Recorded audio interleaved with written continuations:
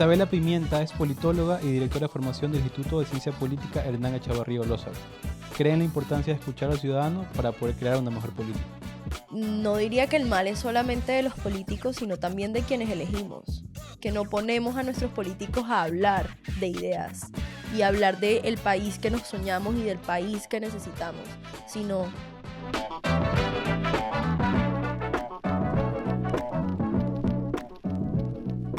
Antes de seguir con la conversación, quiero agradecerte por tu interés. Aquí no hacemos lo tradicional.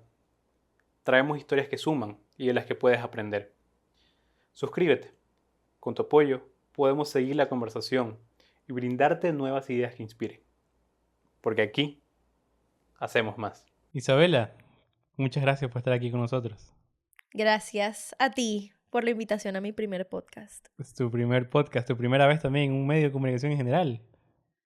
Sí. Trabajas en el ICP, en el Instituto de Ciencia Política de Bogotá. Primero, para los que no lo ubiquen, no lo conocen, quizás empezar preguntándote qué es el ICP. Bueno, el ICP es una abreviatura a el Instituto de Ciencia Política Hernán Echavarría Olózaga. Nosotros somos un centro de pensamiento de origen empresarial, privado, independiente, apartidista, más no apolítico, porque nos dedicamos a generar conocimiento en torno a las ideas de la libertad económica y la democracia liberal para incidir ante los tomadores de decisión y la opinión pública. Con eso me permite entrar a lo que quiero conversar, que es justamente ¿por qué te decidiste por ese camino de las ideas? Porque al final del día, en Instituto de Ciencia Política, y al menos salvando las diferencias, con Humanamente se comparan en el que están, digamos, disputando un terreno que se conoce como el de las ideas y tratando justamente de promover lo que podemos pensar que impulsa el progreso de un país. Bueno, profunda esa pregunta, pero justo esta semana conversábamos precisamente una formación que vamos a tener y que estamos lanzando recientemente. En un año preelectoral para Colombia se generan muchas conversaciones políticas y por supuesto al interior de un think tank también se generan conversaciones profundas.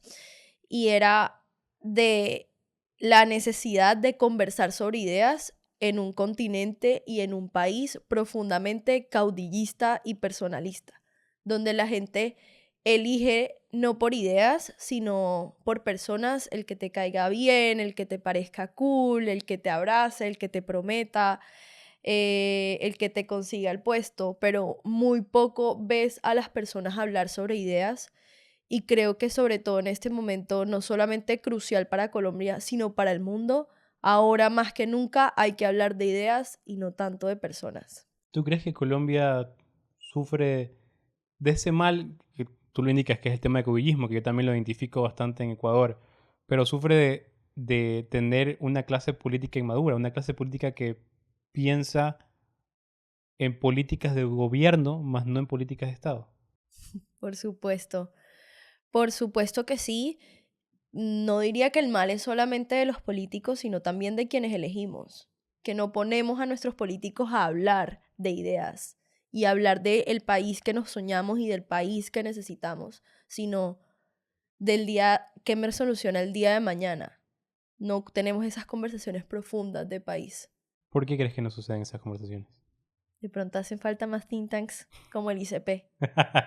En cada distrito de Colombia, en cada ciudad de Ecuador. Ojalá, ojalá para poner a conversarlo sobre temas complejos y difíciles.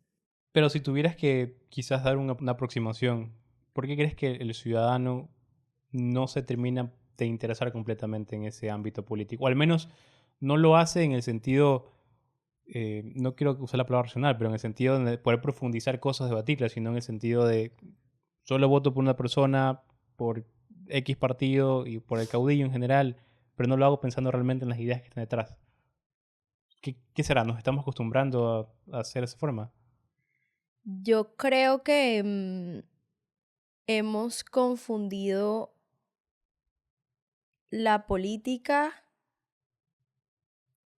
con los partidos y con la política electoral. Hemos reducido la política al mero acto de salir a votar por X o Y persona y muchos, incluyéndome, nos hemos visto decepcionados de esas personas que han llegado a ocupar esos cargos de poder.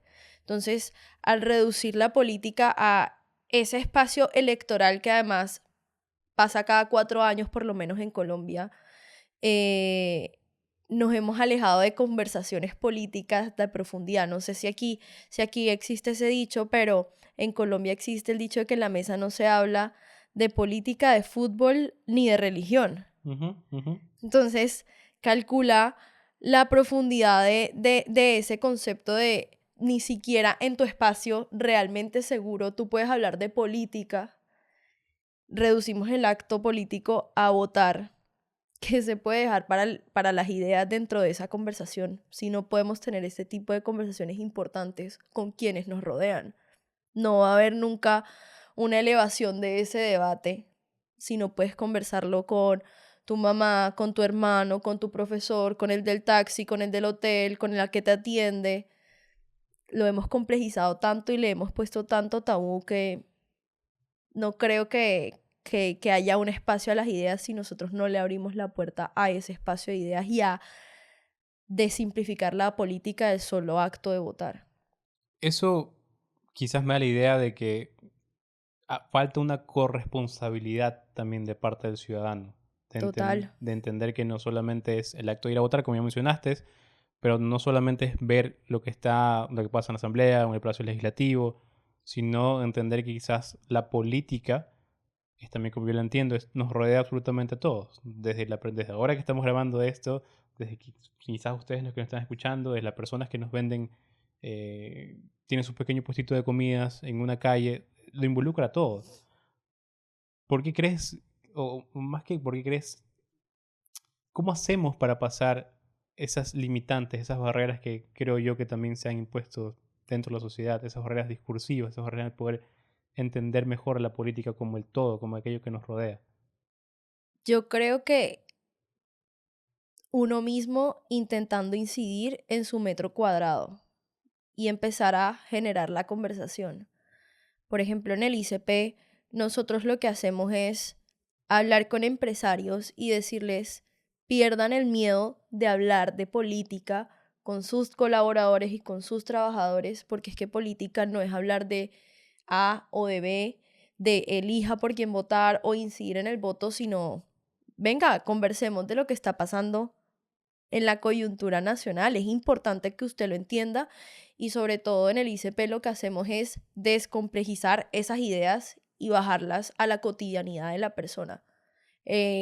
No sé aquí cómo pase, pero en Colombia sucede mucho que las personas creen que la política es algo allá etéreo, alejado, el poder que tienen unos pocos y pues mi día a día nada tiene que ver con la política y muy por el contrario, esas decisiones que toman esos allá con corbata también, como hablábamos ahorita, que son unos pocos, afecta desde el arroz que usted compra, el taxi que usted coge, el medicamento que tiene que ir a reclamar o incluso dónde lo pueden contratar o no y si las empresas van a estar dispuestos a contratarlo a usted o no. Entonces es descomplejizar esa conversación política a la cotidianidad de las personas y que la gente entienda que estas decisiones acá impactan no solo la vida suya, sino la de sus papás, la de sus seres queridos, sus hijos, los que vienen, sus pensiones, su salud, su trabajo. Es mucho más grande que una conversación de Twitter versus este lado político con este otro lado político. Y también lo conversábamos hace poco y lo dice el director del instituto, Carlos Augusto Chacón, mucho en sus conferencias, y es que la política es demasiado importante para solo dejarla a manos de los políticos. Entonces es intentar descomplejizar esa conversación. Cuando hablas de descomplejizar, se me viene a la mente entender cómo podemos hacerlo. Pero el contexto para mí, por ejemplo, puede ser de que necesitamos conectar con la gente. Es decir, Total, necesitamos hacer que esas ideas lleguen a ellos, no solo a través de la lógica, incluso, te diría que a través de la emoción. Creo que le hace falta, porque a la larga, como yo lo veo, a las personas, a los seres humanos, nos gustan mucho las historias. Y nos gustan totalmente. las historias que emocionen, que conecten. Yo hace un par de días atrás o semanas conversaba con alguien y le decía, hay una famosa frase que no sé si la usan en Colombia, pero que mencionaba Incluso han dicho políticos acá en Ecuador que decía, dato mata relato. Sí, ajá. Yo le decía a esa persona, sabes que me parece oportuno y yo creía, mucho tiempo de mi vida pensé que eso era una máxima, era una afirmación que Sí, realmente iba. inquebrantable. Pero llegó un punto en el que yo dije, sí y no, porque por mucho que tú des un dato duro, que pongas algo sobre la mesa y que esté fundamentado académicamente, si tú no sabes comunicarlo de la forma correcta, si no puedes trasladar ese dato hacia una historia que pueda llegar a la gente, te va a servir de poco. Y en realidad termina siendo el relato de que le das más importancia. Me encanta eso que dices porque decir descomplejizarlo suena fácil, pero nosotros que trabajamos en esto, en este mundo de las ideas, sabemos que no es tan fácil. Pero parte del ejercicio que hemos hecho muy juiciosos en el instituto y parte de lo que yo hago como directora de formación, y es, nosotros nos hemos tomado el tiempo de salir a la calle y escuchar a la gente qué es lo que le duele. Es que no podemos hablarle a la gente de su realidad si no conocemos la realidad. Es que descomplejizarlo y aterrizar la realidad implica ponerse en los zapatos del otro y es entender cómo le puedes hablar a las diferentes personas. Y hemos encontrado que para poder entender esas realidades tenemos que entender cuáles son esos dolores de la gente en la calle, en su día a día. ¿Por qué digo que está muy relacionado con lo mío? Porque yo como directora de formación estoy encargada de coordinar nuestra oferta de formación, que principalmente es presencial y es precisamente por ese motivo. Presencial porque nosotros no solo vamos a dar un curso y venga, escúchenos que nosotros tenemos la verdad, sino, oiga, usted qué está pensando, qué está sintiendo, cómo ve este tema, cómo se siente, cuáles son esas barreras que enfrenta, cuáles son esas dificultades que usted tiene cuando usted sale a vender sus productos a la calle. Entonces, el ejercicio de formación para nosotros ha sido muy valioso porque nos ha obligado a escuchar a las personas y a entender cuáles son esos dolores de las personas para poder hablarles en función de sus dolores. Nosotros no venimos a hablarles en función de la verdad absoluta que nosotros llegamos a traerles, sino entender de verdad qué le está doliendo al colombiano en su día a día, y eso ha sido un ejercicio, no te imaginas, maravilloso, que además lo complementamos con muchos otros productos que tiene el instituto. Formación es solamente un área, pero también hacemos encuestas de medición con una gran encuestadora del país. Entonces, eso también nos ha permitido a nosotros ir ajustando nuestros contenidos, nuestros discursos y pues aprender a poder llegarle a la gente, porque definitivamente no es solamente el dato, es el relato y es cómo construyes ese relato y sobre qué está basado ese relato, sobre mentiras o sobre entender los dolores de la realidad. Bajo esa perspectiva, ¿cuál te gustaría a ti que sea el rol del ciudadano como tal? Por supuesto, más activo y sobre todo entender que puede hacer muchas cosas más dentro de una democracia. Entender cuál es ese valor de la democracia, por ejemplo, exigir una rendición de cuentas. Venga, cuénteme, cuénteme qué está pasando. Venga, usted por qué no está hablando sobre la reforma laboral si usted está en esta comisión que va a discutir la reforma laboral.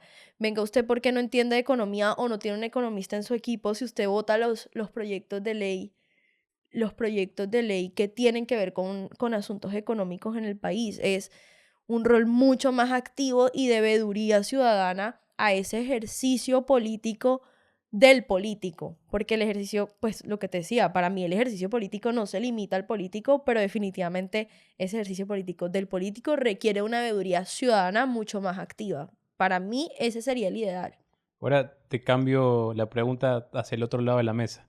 ¿Cómo podemos hacer que los gobiernos, independientemente de cuál sea, o incluso los estados quizás sea la palabra correcta aquí, puedan acercarse más al ciudadano? ¿Cómo podemos hacer que lo escuchen, hacer que quizás se descentralice? Puede ser una de las alternativas, pero ¿cómo podemos hacer para que esos gobiernos se acerquen más al ciudadano? Sea desde una perspectiva no necesariamente local en tu caso, pero quizás también teórica. Saliendo a la calle y entendiendo cuáles son esas realidades que le afectan a las personas. En Colombia pasa mucho y pasó en un gobierno en particular que decían que tenían muy buenas políticas, pero nadie las conocía y solo tenían una cúpula cerrada y se hablaban entre ellos y nadie podía opinarles y nadie podía decirles ni acercarse ni decirles deben mejorar esto, no salían a la calle y no entendían la realidad. Yo creo que primero salir a la calle y de verdad hablar con las personas y entender qué es eso que les está doliendo. Segundo, una buena estrategia de comunicación porque lo que no se comunica no existe. Y tercero, llevar propuestas que no solo sean basadas en buenas intenciones, sino basadas en lo que realmente necesita el país. Y lo que sucede es que muchos de estos políticos llegan a las personas con propuestas muy bien intencionadas, como decimos nosotros, pero que tienen graves repercusiones en, en la construcción de país y en la consolidación del sector privado que promueva verdaderamente el progreso y la libertad en Colombia. ¿Sabes que esa respuesta también me da un poco a pensar, no solamente en el caso colombiano, sino también lo puedo ver a nivel latinoamericano y pensar que obviamente cada país tiene sus diferencias, pero al final del día siento que de alguna u otra forma terminamos sufriendo de los casi los mismos males. Y suele pasar que en un país surge un tipo de gobierno, luego el otro surge también como efecto dominó, luego se cae y luego va un efecto dominó de nuevo. ¿Tú crees que Latinoamérica, o al menos a países latinoamericanos, y sé que lo englobamos y lo estamos generalizando, pero al menos por términos de practicidad, ¿tú crees que los países latinoamericanos y sus sociedades sufren de algún mal? Complicado. Para mí, lo que mencionabas al inicio, el tema de caudillismo, me parece que yo lo noto en países como Ecuador, lo noto en países como Colombia, lo noto también, por ejemplo, en países como Venezuela y en Bolivia. Solo por darte un ejemplo, quizás me falta conocer un poco más la política de otros países como para terminar de aseverarlo en otros, pero yo sí creo que eso es algo en lo que nos terminas pareciendo. Y yo sí me pongo a pensar, ¿por qué, ¿por qué le damos tanto poder a una persona, sea quien sea el partido que sea? ¿Pero por qué le damos tanto poder cuando realmente el poder termina estando en los ciudadanos? ¿En qué momento olvidamos como sociedad latinoamericana en este caso, en qué momento olvidamos ese poder que tenemos nosotros?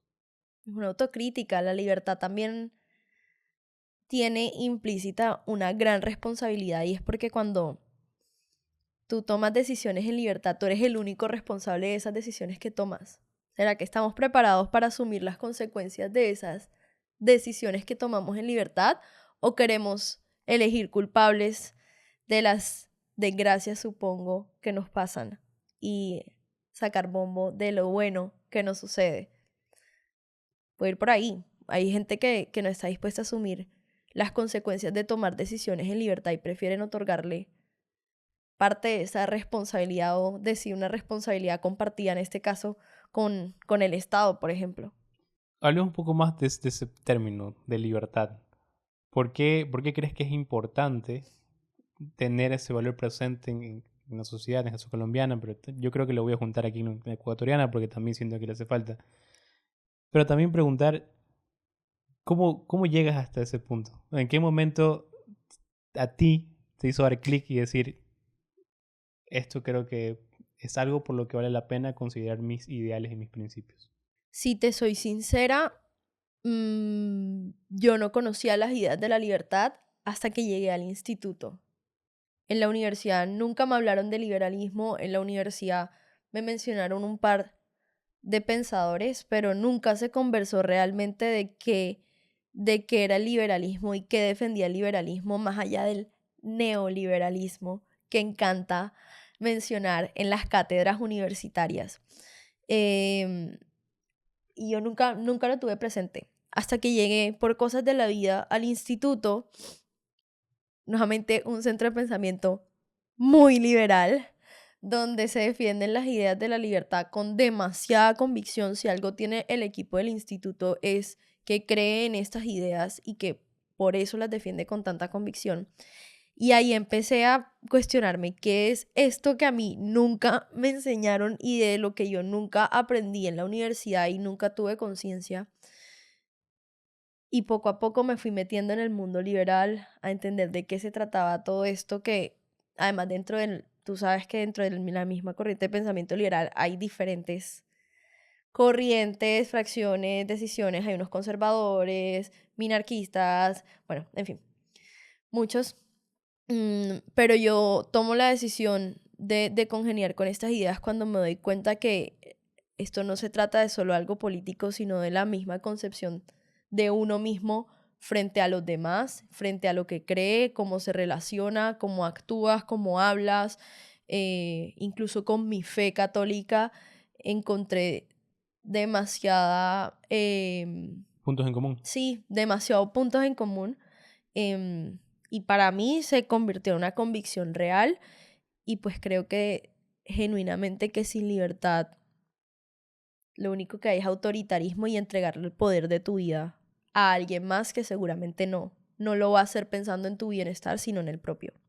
Quiero ver un poco de tu parte formadora, porque te dedicas a eso justamente, a formar jóvenes, a formar también profesionales, a escuchar gente. ¿Cuál crees que es la clave para poder hacer buenos programas de formación? Nosotros partimos de lo que te comentaba, entender qué es lo que necesitamos lograr y para entender eso es entender el dolor de la persona, a dónde tenemos que llegar.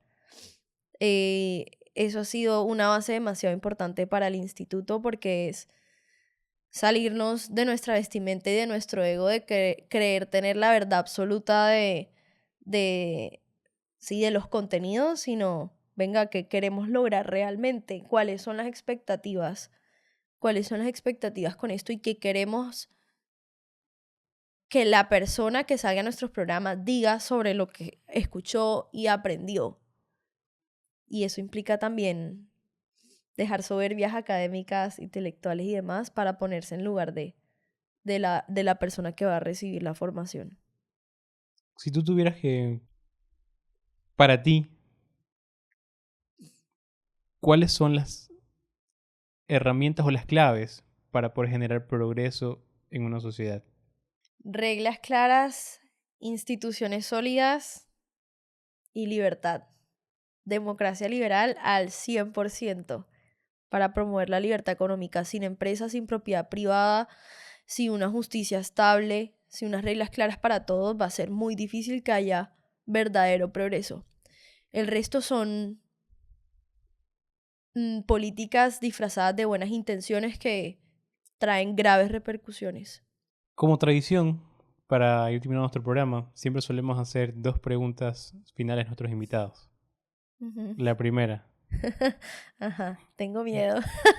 Tú dijiste que habías escuchado los capítulos, así que espero que hayas escuchado hasta Ajá, el final. Si no, ya veremos. ajá. Pero la primera pregunta es, ¿qué pregunta a ti te gustaría dejarle a las personas que nos están viendo? Mi pregunta es, ¿ustedes han entendido el poder de la libertad en su día a día y en sus vidas?